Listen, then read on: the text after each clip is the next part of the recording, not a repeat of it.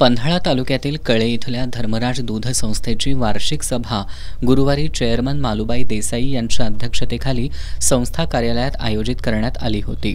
या सभेच्या सुरुवातीपासूनच वातावरण वादग्रस्त बनलं होतं। सचिव भगवान देसाई यांनी सभेतील विषय वाचायला सुरुवात केली। त्यावर सभासदांनी प्रश्न उपस्थित केले।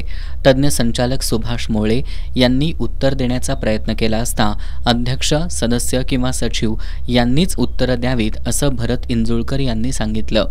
यावरून काही काळ गोंधळ उडाला।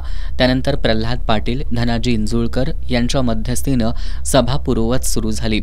दूध उत्पादकांना सभासद करून घेणं, मयत सभासदांचे वारस सभासद करून घेणं याबाबत प्रल्हाद पाटील, निवास शिंदे, लक्ष्मण बेलेकर, नितीन राजाराम देसाई यांनी केलेल्या मागणीला मान्यता देण्यात आली।